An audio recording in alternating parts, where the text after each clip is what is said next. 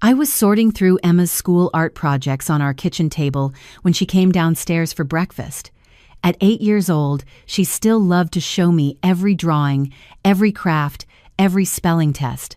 That Tuesday morning in early October, she shuffled into the kitchen in her polka dot pajamas, her brown hair sticking up in all directions. "Good morning, sweetheart," I said, kissing the top of her head. "Pancakes?" "Yes, please, Nana." She climbed onto the kitchen stool, then went quiet for a moment. When she spoke again, her voice was small. "Nana, can I ask you something?" "Of course, love. What is it?"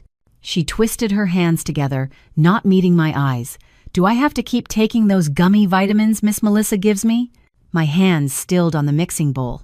Melissa Thornton lived 3 doors down from our house in the Vancouver suburbs. She taught yoga classes and had been wonderfully helpful since Robert and I took custody of Emma 2 years ago, after we lost our son Michael and his wife Amy in that terrible boating accident on Okanagan Lake. Melissa often watched Emma after school when I had my book club or Robert had his golf games. "What gummy vitamins, sweetheart? I give you the children's multivitamin every morning." Emma's face scrunched up. "The other ones. The purple ones Miss Melissa gives me when I'm at her house. She says they're special vitamins to help me grow strong." Something cold settled in my stomach. "How long has Miss Melissa been giving you these vitamins?" I don't know. Maybe since summer? She gives me 2 every time I visit." "Every time? How often is that?" Emma counted on her fingers. 3 days a week? Sometimes 4? She says Grandpa Robert told her I need them. I kept my voice steady, though my mind was racing. "Can you show me what they look like?" "They're at Miss Melissa's house. She keeps them in a special container." "Do you have any here?" Emma bit her lip. "Miss Melissa said not to bring them home. She said it's our special secret because too many vitamins can be bad, but these special ones are okay." The word secret sent alarm bells ringing through my head. I'd read enough articles, attended enough community safety seminars. Adults should never ask children to keep secrets. "Emma, sweetheart, there are no bad secrets between us, okay? Can you describe these vitamins to me?" "They're purple and round, kind of chewy. They taste like grapes, but they make me really, really sleepy. That's why I don't want to take them anymore. Yesterday, I fell asleep at Miss Melissa's house, and when I woke up, it was dark outside, and Grandpa Robert was there picking me up." My heart started pounding. "What time did you fall asleep?" "Right after school. Maybe 3:30? I woke up at 7. 3.5 hours. An 8-year-old shouldn't be sleeping that long in the afternoon, not unless she was sick. And Emma had been sleeping a lot lately. I'd thought she was just tired from school, maybe still processing the grief of losing her parents. Now I wondered if there was another explanation. "Thank you for telling me, Emma." I knelt down to her eye level. "You did exactly the right thing. From now on, don't take any medicine or vitamins from anyone except me or your doctor, okay?" She nodded, relief flooding her face. "So I don't have to take them anymore?" "No, sweetheart, you don't." After Emma left for school, I called my old friend Sarah Mitchell. We'd known each other for 30 years, ever since our sons played hockey together. Sarah was a pharmacist at the Shoppers Drug Mart on Marine Drive. "Sarah, I need your help with something. Can I come by the pharmacy today?" "Of course. Is everything all right, Diane?" "I'm not sure yet." "That's what I need to find out." When Emma came home from school that afternoon, I was waiting. "Sweetheart, I need you to do something for me. Next time you're at Miss Melissa's house, if she offers you those vitamins, can you take them but bring them home to show me instead of eating them?" Emma nodded seriously. "Okay, Nana. And if she asks if you took them, just say yes." "This is very important, Emma. Can you do that?" "I can do it." The opportunity came sooner than expected. That very afternoon, Melissa texted me, "Hi, Diane. I'm doing some baking this afternoon. Would Emma like to come over for an hour or 2? I know you have your physiotherapy appointment." I did have physiotherapy for my knee. Normally, I would have said yes without thinking twice. Now, everything felt different. "That would be lovely, thank you." I texted back, my fingers trembling slightly. I walked Emma to Melissa's house, watching my granddaughter's small hand slip into mine. Melissa answered the door in her yoga pants and a flowing tunic, her blonde hair pulled back in a perfect ponytail. She'd always been beautiful, with the kind of effortless grace that came from years of yoga practice. At 48, she could have passed for 35. "Emma, come in, sweetheart. I'm making chocolate chip cookies." "Thanks so much, Melissa," I said. "I'll pick her up in 2 hours?" "Take your time, Diane. We'll have fun, won't we, Emma?" I kissed Emma's forehead and whispered, "Remember what we talked about." At physiotherapy, I could barely concentrate on the exercises. My physiotherapist, Janet, had to repeat instructions twice. All I could think about was Emma at Melissa's house, those purple gummies, the way my granddaughter had been sleeping so much lately. When I picked Emma up exactly 2 hours later, she looked drowsy. Melissa was wiping down her kitchen counter, relaxed and smiling. "She had 3 cookies and helped me with the mixing," Melissa said brightly. "Such a good helper." "Thank you again," I managed. In the car, I turned to Emma. "Did you?" She nodded and carefully pulled 2 purple gummies from her jacket pocket, wrapped in a tissue. "She gave them to me right before you came. I pretended to chew them, but I hid them in my cheek, then spit them out in the bathroom." "You're so brave, sweetheart. So brave." That evening, after Robert left for his weekly poker game at the community center, I examined the gummies under the kitchen light. They looked like regular melatonin gummies, the kind you could buy at any health store. But something about them seemed off. The texture was slightly different, more compressed, and the dosage on regular children's melatonin was usually tiny, maybe 1 or 2 milligrams. These seemed larger, more concentrated. The next morning, I drove to Sarah's pharmacy before it opened to the public. She was restocking shelves when I arrived. "Diane, come to my office." In the small consultation room at the back, I showed her the gummies in their tissue wrapping. Sarah put on her reading glasses and examined them carefully. She broke one open, sniffed it, and then pulled out her phone to use a pill identification app. Her expression grew more serious with each passing second. "Diane, where did you get these?" "A neighbor has been giving them to Emma. She says they're special vitamins." "Sarah, Emma's been sleeping 3-4 hours in the afternoon after taking them." Sarah's face went pale. "These aren't children's vitamins. These are adult-strength melatonin gummies, probably 10 milligrams each. For an adult, that's a strong sleep aid. For a child Emma's size, it's potentially dangerous." My hands started shaking. Dangerous how? Emma weighs what? About 50 pounds? The safe pediatric dose of melatonin is 0.5 to 3 milligrams maximum. 10 milligrams could cause excessive drowsiness, dizziness, even affect her coordination and judgment. If she's been taking 2 at a time, that's 20 milligrams. Diane, that could cause next-day grogginess, mood changes, even hormonal disruptions if given regularly over time. She's been taking them 3 or 4 times a week since summer. Sarah's expression hardened. "You need to talk to Emma's pediatrician immediately. And Diane, adults don't give children medication without parental permission, especially not medication that causes sedation. Why would your neighbor do this?" That was the question that haunted me as I drove home. Why would Melissa, lovely Melissa who taught sunrise yoga classes and volunteered at the community garden, secretly drug my granddaughter?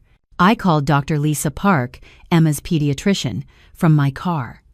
Within an hour, I was in her office while Emma was at school.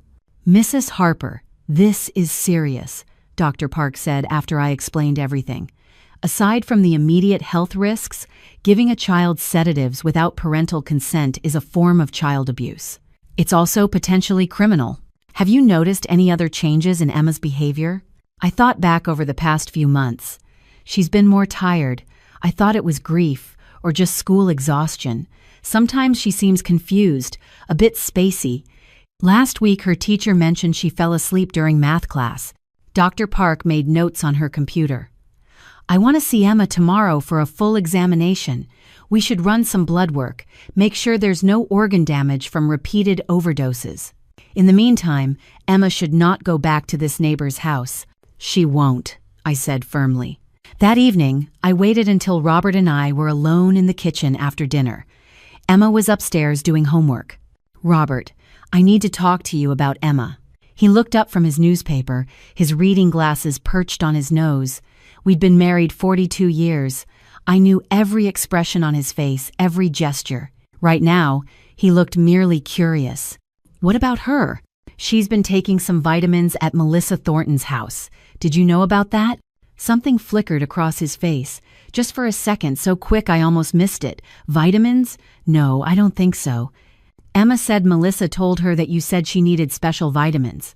Now Robert's expression shifted to concern, but it felt performative somehow. I never said anything like that. Why would I? That's what I'm wondering. I watched him carefully. We'd been having problems lately. Nothing dramatic, just the slow erosion that sometimes comes with age. He'd been distant, taking more evening activities, coming home later. I'd attributed it to his own grief over losing Michael, our only child. Now I wondered if there was more to it.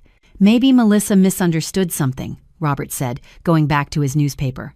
I'll talk to her about it. No need. I've already handled it. That night, after Robert fell asleep, I did something I'd never done before in 42 years of marriage. I picked up his phone from the nightstand. I knew his passcode because he'd never hidden it from me. We'd always had that kind of trust. Until now. I went into the bathroom, locked the door, and opened his messages. At first, I saw nothing unusual. Messages to his golf buddies, his poker group, his brother in Toronto. Then I found a thread that made my stomach drop. The contact name was just MT. Melissa Thornton. I scrolled through weeks of messages, my hands trembling so badly I nearly dropped the phone. Robert, she's asking questions about the vitamins. I'll handle it. Just keep her busy Tuesday afternoons like usual. Robert, this is getting risky. It's only for another hour or two. The melatonin keeps her asleep. We need this time together. I kept scrolling, going back further. I miss you. When can we see each other? Robert, Diane has book club Thursday. I'll come over after I drop Emma off.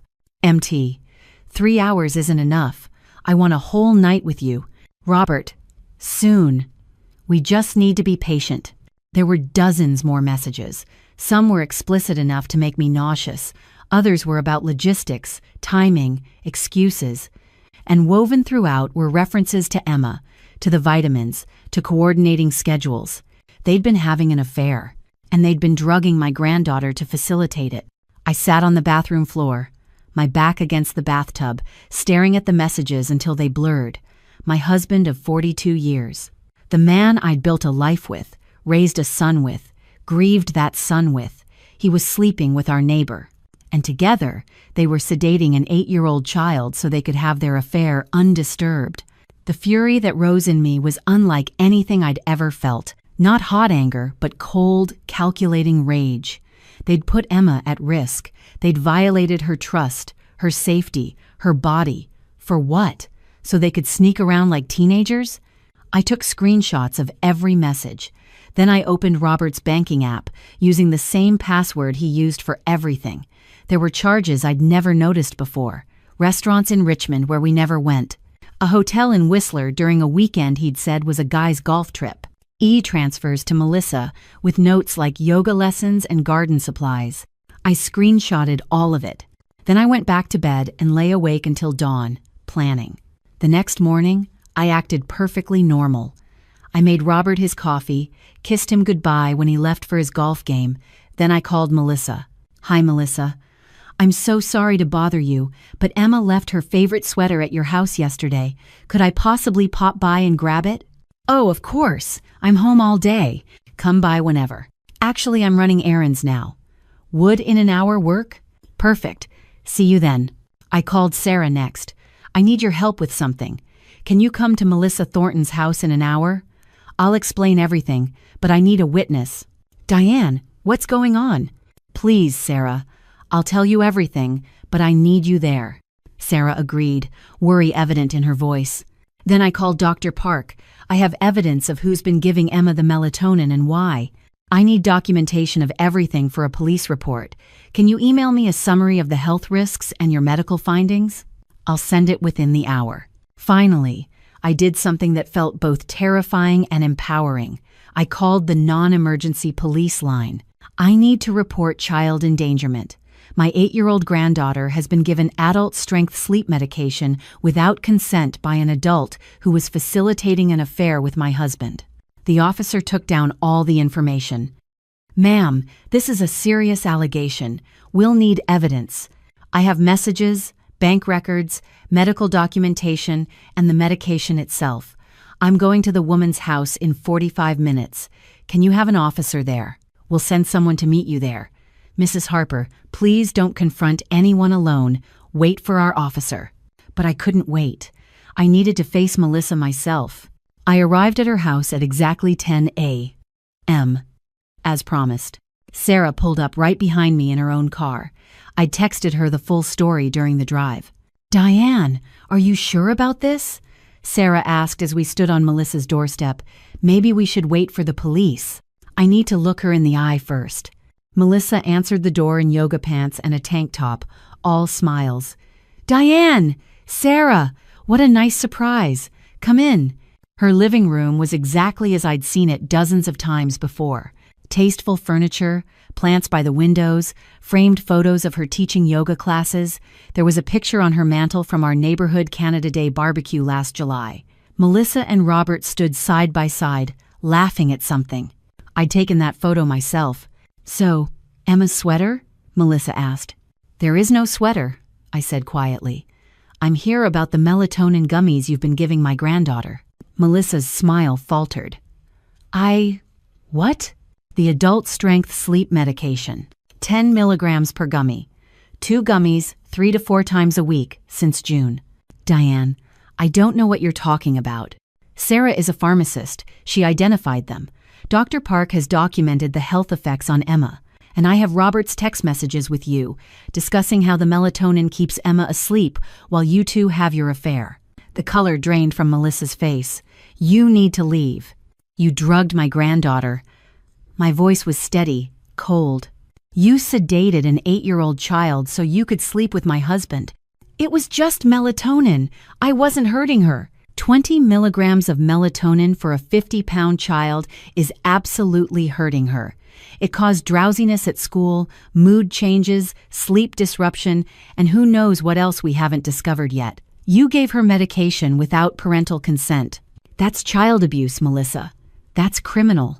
Robert said it was fine. He said you wouldn't mind. Robert isn't her parent. I am her legal guardian. And you knew I didn't know because you told Emma to keep it secret. There was a knock at the door. Melissa's eyes went wide with panic. That would be the police, I said. 2 officers stood on the doorstep. I invited them in and presented everything. The gummies in their evidence bag from Sarah's pharmacy, the screenshots of Robert's messages, the medical documentation from Dr. Park. My written statement of everything Emma had told me. One officer, Constable Williams, took notes while his partner, Constable Lee, spoke with Melissa in the kitchen. I could hear Melissa crying, trying to explain that she didn't mean any harm, that it was just melatonin, that Robert said it was okay. Mrs. Harper, Constable Williams said, we'll need to speak with Emma as well, with a child services advocate present, and we'll need to interview your husband. I understand. Based on what you've shown us, there are grounds for charges of administering a noxious substance and child endangerment. We'll investigate fully. Sarah put her hand on my shoulder. I'm so sorry, Diane. But I wasn't sorry. Not anymore. I was clear, focused, determined. They'd hurt Emma, and there would be consequences. When I got home, Robert was back from his golf game, making a sandwich in the kitchen. How was your morning? He asked casually. Interesting. I went to Melissa's house. He went very still, the knife hovering over the cutting board. Why? To talk about the melatonin she's been giving Emma. And about your affair. The knife clattered onto the counter. Diane. The police are at her house right now. They'll want to speak with you next. His face went gray. The police? Diane, we can talk about this. We can work this out.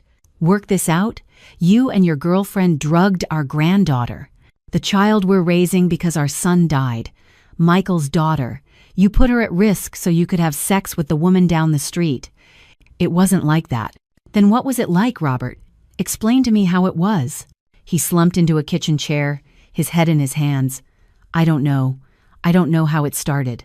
After Michael died, everything felt dark. Melissa was kind. She listened. It just happened. For 8 months. Dozens of times. In hotels, in her house, probably in our house when I wasn't home. And when your girlfriend needed more time with you, you helped her drug an 8-year-old child. I didn't think of it like that. Melissa said melatonin was safe, that lots of parents give it to their kids.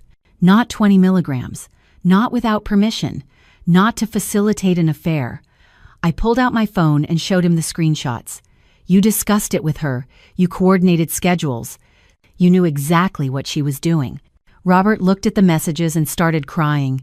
In 42 years of marriage, I'd seen him cry 3 times. Once when Michael was born. Once when Michael died. And now, I felt nothing. I'll be staying at Sarah's house, I said. My lawyer will contact you about divorce proceedings. You're not to come near Emma.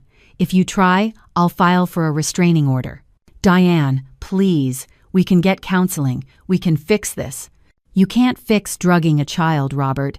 You can't fix this betrayal. I'm done. I went upstairs, packed a bag for myself and one for Emma, and called the school to have her released early into my care.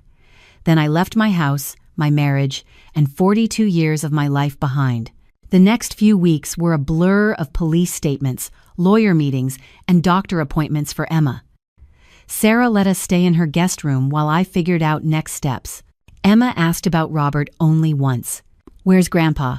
Grandpa made some bad choices, sweetheart. He won't be living with us anymore. Is it because of the vitamins? Partly, yes. I didn't mean to make you and Grandpa break up. I knelt down and took her small face in my hands. Emma, listen to me. None of this is your fault. Not one single bit. You told me the truth when something felt wrong. That was brave and right and exactly what you should have done. Grandpa and Miss Melissa made bad choices. You didn't. She hugged me tight, and I felt her small body relax. Dr. Park's examination revealed that Emma had been suffering from chronic fatigue, difficulty concentrating, and mild depression, all potential side effects of regular melatonin overdoses. She referred us to a child psychologist, Dr. Rachel Morrison, who specialized in trauma and medication abuse. Emma is resilient, Dr. Morrison told me after the 3rd session. Children are remarkably resilient. With proper support, she'll recover fully. But we need to help her understand that what happened was a violation of her bodily autonomy, and that she always has the right to refuse medication or anything that makes her uncomfortable. The legal process moved forward. Melissa was charged with 2 counts of child endangerment and 1 count of administering a noxious substance. She pleaded guilty in exchange for a reduced sentence. She received 18 months in jail, 3 years probation, and a prohibition from working with children. Robert wasn't charged criminally, but the text messages and his acknowledgement of what was happening meant he lost all custody rights to Emma. The family court judge was unequivocal. Mr. Harper, you facilitated the drugging of your granddaughter to enable an extramarital affair. You demonstrated a fundamental failure of judgment and care. I cannot in good conscience allow you unsupervised access to this child. Robert signed the divorce papers without contest. He moved to Kelowna to live near his brother. I heard through mutual friends that he'd broken down entirely during those months, barely functioning. Part of me felt sad for him. The larger part didn't care. I sold our house in the suburbs. Too many memories, too much pain. Emma and I moved to a smaller townhouse in Kitsilano, closer to her school and Sarah's pharmacy. It was a fresh start for both of us. Emma started art therapy in addition to her regular counseling. She created beautiful paintings, bright and colorful, full of flowers and sunshine. Dr. Morrison said it was her way of processing and reclaiming joy. We established new routines, pancake breakfasts every Saturday, beach walks every Sunday. I joined her for school pickup every single day, and we'd stop for hot chocolate on the way home.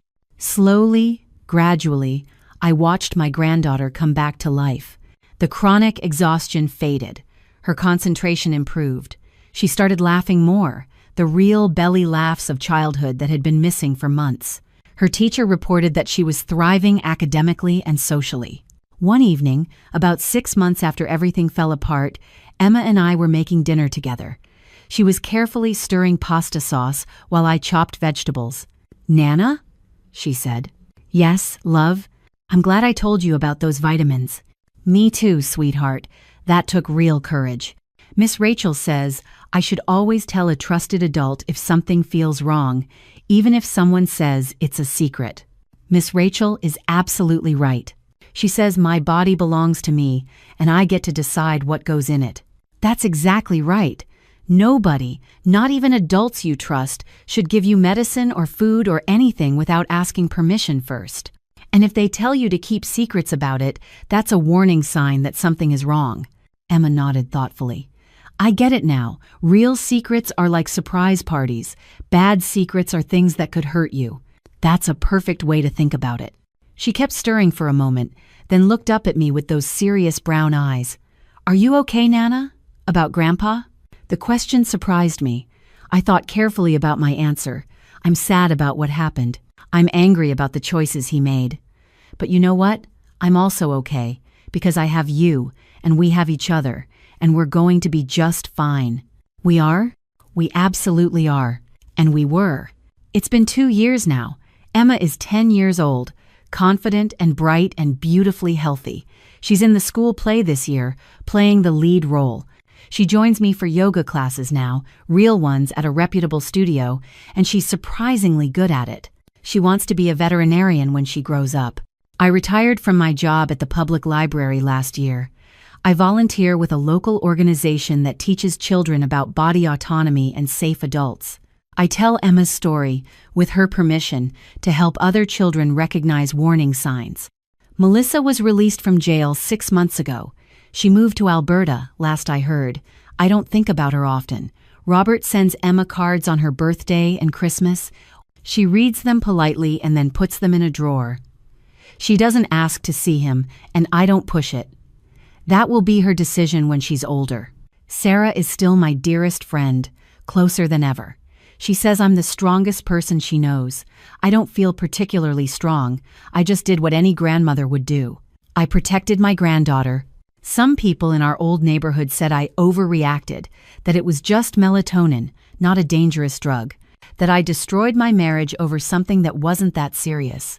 These people don't understand, and I don't waste energy trying to explain to them. Drugging a child without consent is never acceptable. Violating their bodily autonomy is never acceptable. Teaching them to keep dangerous secrets is never acceptable. It doesn't matter if the substance is melatonin or something stronger. It doesn't matter if the intent wasn't to cause serious harm. What matters is that it happened, that it was wrong, and that it needed to stop. If I could go back and change anything, I would have asked more questions sooner. I would have wondered why Emma was so tired. I would have been more present, more observant. But I can't change the past. I can only move forward. Emma and I talk about trust now. Real trust, the kind built on honesty and respect. She knows she can tell me anything, ask me anything, and I'll respond with truth and love. She knows her body is her own, and she has the right to set boundaries with everyone, including me. Last month, one of her friends at school was staying after class for special help with a teacher, and something about it felt wrong to Emma. She told me about it, and I spoke with the school principal. It turned out to be nothing concerning, just legitimate tutoring. But I was so proud of Emma for speaking up, for trusting her instincts. I wasn't sure if I should say something, she told me that night, but I remembered what you said. When something feels wrong, tell a trusted adult. You did exactly right, sweetheart. Always listen to that feeling. These are the lessons we carry forward. These are the tools we give our children to protect themselves. Trust your instincts. Speak up. Your body is yours. Real adults don't ask children to keep dangerous secrets. If you're reading this and something in your own life feels wrong, please speak up. Tell someone you trust.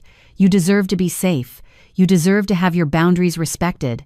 And if you're a parent or grandparent, please have these conversations with your children. Teach them about body autonomy. Teach them the difference between good surprises and dangerous secrets. Teach them that they have the right to say no, even to adults they know and trust. The statistics are sobering. 1 in 3 children will experience some form of abuse before age 18. Many stay silent because an adult told them to keep a secret, or because they're afraid of not being believed, or because they're protecting someone they love. We can change these statistics by creating environments where children feel safe to speak up. We do that by listening to them, believing them, and taking action when they tell us something is wrong. Emma is thriving now, but her story could have ended very differently. If she hadn't spoken up about those vitamins, who knows how long the drugging would have continued? What if the dosage had increased? What if there had been a medical emergency while she was sedated? I don't like to think about the what ifs. Instead, I focus on what is. Emma is safe. She's healthy. She's learning to advocate for herself. And together, we're building a life based on trust, truth, and the unshakable knowledge that we will always protect each other. That's what family really means. Not perfection, not never making mistakes, but showing up, speaking truth, setting boundaries, and choosing each other every single day. Robert made his choice 2 years ago. He chose his affair over his granddaughter's safety. He chose to facilitate harm rather than protect an innocent child. Those choices had consequences, as they should. I made my choice too. I chose to believe Emma. I chose to investigate. I chose to take action, even when it meant destroying my marriage and the life I'd known for 42 years. I would make the same choice again without hesitation. Because at the end of the day, nothing matters more than keeping our children safe. Nothing matters more than teaching them to trust themselves, to speak up, to set boundaries. These lessons will serve them throughout their lives, long after we're gone. Emma and I are planning a trip to the Maritimes this summer. We'll drive across the country, just the two of us, stopping at provincial parks and small towns, making memories. She's already planning what she'll sketch along the way. "Nana," she said last night, curled up beside me on the couch, "I'm really glad I live with you." "Me too, sweetheart. Me too." And that's the truth. Despite everything we lost, despite all the pain and chaos and difficult months, we found something too. We found ourselves. We found our strength. We found that we could survive anything as long as we had each other. That's the real story here. Not the betrayal, not the scandal, not the divorce. The real story is about a little girl who trusted her instincts and spoke up. About a grandmother who listened and took action. About two people rebuilding their lives with honesty, courage, and love. If you take anything from our story, let it be this. Listen to the children in your life. Believe them. Teach them they have the right to set boundaries with their own bodies.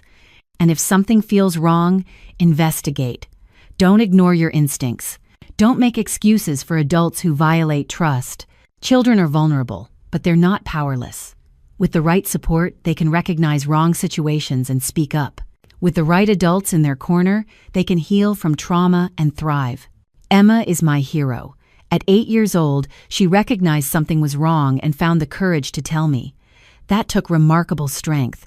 I'm honored to be raising such a brave, insightful, wonderful child. And to any child reading this or hearing this story, you have the right to be safe. You have the right to say no.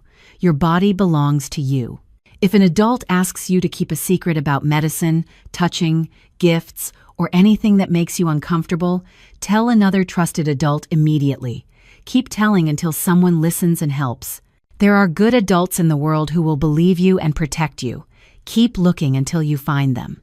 And to the adults, be that person. Be the one who listens, who believes, who takes action. Be the one who protects children, even when it's difficult, even when it costs you something, even when it means making hard choices. Because our children are depending on us, Emma was depending on me, and I will never, ever regret choosing her. That's the lesson I want to leave you with. When it comes to protecting children, there is no overreaction. There is only appropriate action and inaction. Choose to act. Choose to listen. Choose to protect. Choose the children every single time.